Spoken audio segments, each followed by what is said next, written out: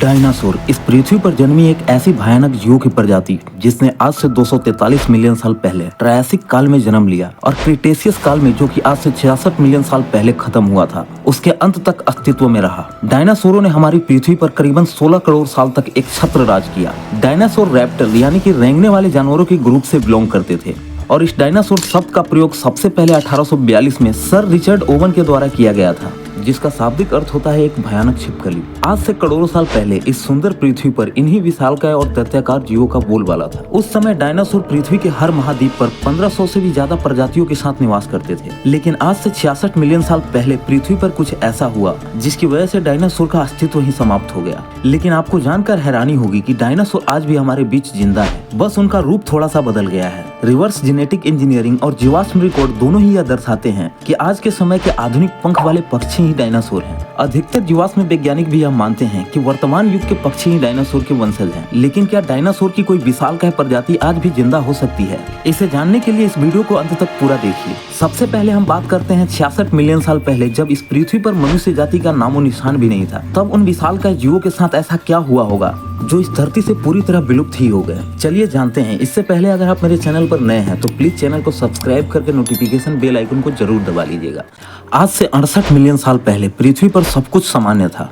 हमेशा की तरह सुबह और शाम हो रही थी। प्राकृतिक अपनी सुंदरता के चरम रूप पर था। डायनासोर और अन्य प्रजातियां पृथ्वी पर हंसी खुशी अपनी जिंदगी बिता रही थी, इस बात से बेखबर कि कहीं दूर अंतरिक्ष में उनका काल उनकी तरफ बढ़े जा रहा है। उस समय एक विशालकाय एस्टेरॉयड पृथ्वी की तरफ 20 किलोमीटर प्रति सेकंड की रफ्तार से आगे बढ़ रहा था। करीब 2 मिलियन सालों बाद, यानी कि आज से 66 मिलियन साल पहले, 2 ट्रिलियन टन वजनी और 15 किलोमीटर व्यास वाला वह एस्टेरॉयड पृथ्वी के बिल्कुल नजदीक पहुंच गया और कुछ ही समय में पृथ्वी के वातावरण में प्रवेश कर गया। पृथ्वी के वातावरण में प्रवेश करते ही एस्टेरॉयड वायुमंडलीय फोर्स के कारण आग का गोला बन गया। उसे देखकर ऐसा लग रहा था मानो जैसे किसी दूसरे गैलेक्सी का सूरज हमारी पृथ्वी पर उतर रहा हो। एस्टेरॉयड के पृथ्वी के सरफेस तक पहुंचते पहुंचते वायुमंडल फोर्स के कारण इसका डायमीटर 10 किलोमीटर तक का रह गया और कुछ ही समय में आग का धधकता हुआ गोला पृथ्वी के सरफेस से जा टकराया। जैसे ही एस्टेरॉयड पृथ्वी से टकराया तो उस स्थान से 3 lakh cubic kilometre earth crust तेजी से उड़कर स्पेस की ओर चला गया और इधर जमीन पर टक्कर की वजह से महाविस्फोट की स्थिति पैदा हो गई।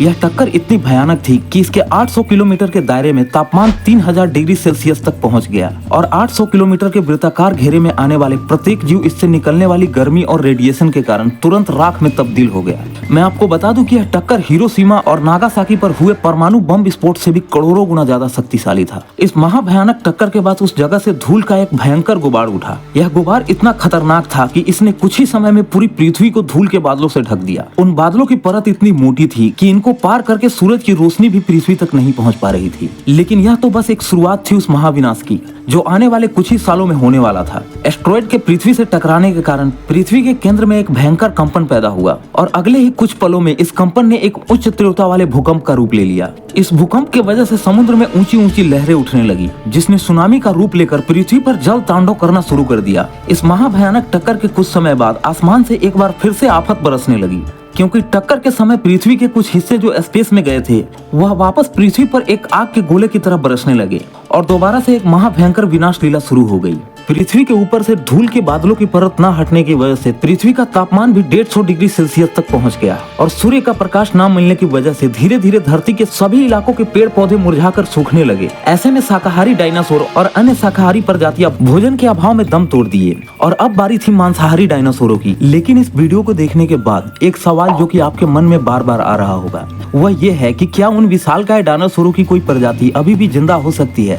तो इस सवाल का जवाब है हाँ। आज भले ही साइंस इतनी तरक्की कर ली हो कि वह स्पेस एक्सप्लोरेशन के क्षेत्र में नए नए इतिहास रच रहा है, लेकिन आज भी एक कड़वी हकीकत यह भी है कि आज भी हम अपनी पृथ्वी को पूरी तरह से नहीं जान पाए हैं।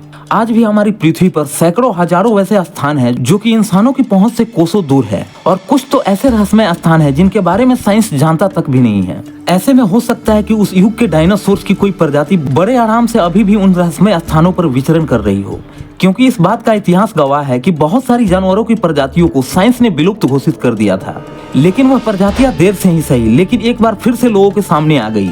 अफ्रीका के विशाल घने जंगलों में रहने वाले आदिवासियों ने भी समय समय पर जंगलों में डायनासोर की तरह दिखने वाले विशालकाय और भयानक जानवरों को देखने का दावा किया है। इसलिए हो सकता है कि आज भी कहीं किसी आइलैंड पर या फिर किसी घने जंगलों में कोई डायनासोर का बच्चा उछल कूद कर रहा हो। कुछ लोग कहते हैं कि यह सब एक मात्र कल्पना है, लेकिन पहले ब्लैक होल भी एक कल्पना ही था। दोस्तों, अगर वीडियो अच्छा लगा तो वीडियो को लाइक जरूर कीजिएगा, और अगर अभी तक आपने मेरे चैनल को सब्सक्राइब नहीं किया है तो प्लीज चैनल को सब्सक्राइब कर लीजिए, ताकि अगले आने वाले वीडियो का नोटिफिकेशन सबसे पहले आप तक पहुंचे।